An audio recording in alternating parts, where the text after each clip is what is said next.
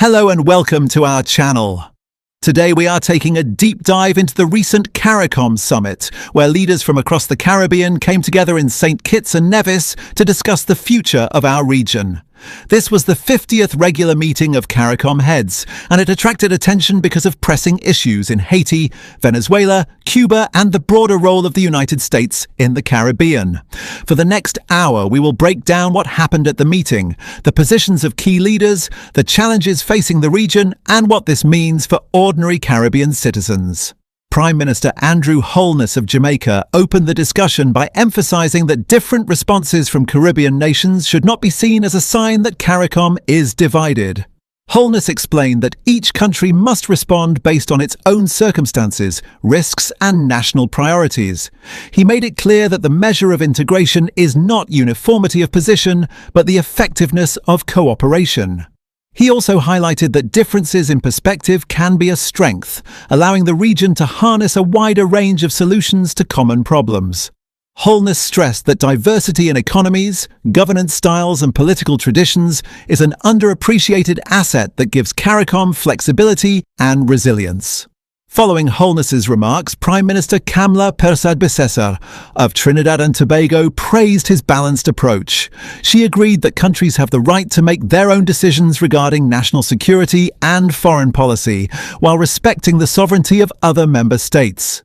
Persad-Bissessar spoke candidly about the challenges facing CARICOM, particularly in responding to regional crises. She highlighted her country's concerns with drug trafficking and human smuggling originating from Venezuela, praising the US for their support in tackling these issues.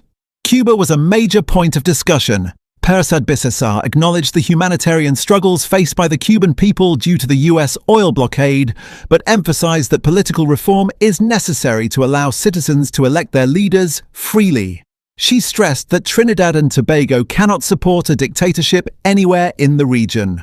Holness, on the other hand, emphasized pragmatic engagement with Cuba, encouraging dialogue between Havana and Washington to promote stability, economic freedom, and long-term prosperity.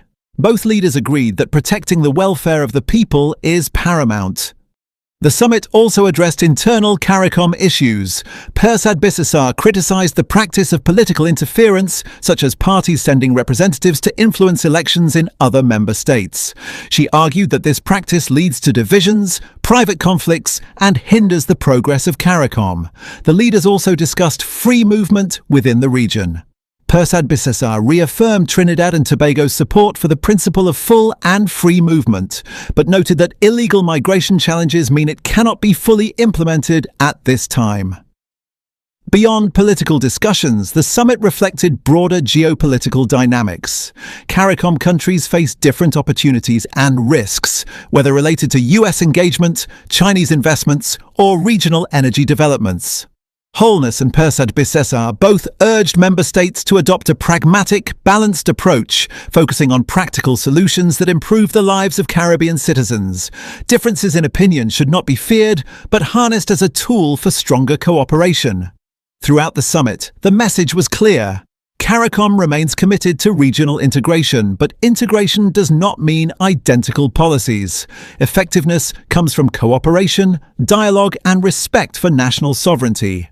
Holness and Persad-Bissessar underscored that the goal is better quality of life for all people in the Caribbean, and that each country must navigate global and regional challenges in ways that best serve their populations.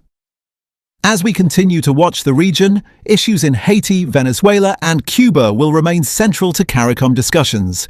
The US role in regional security, energy, and trade will also influence decisions.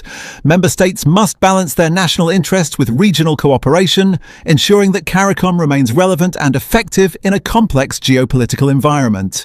In conclusion, the 50th CARICOM summit showed that Caribbean leaders are aware of their differences but committed to working together.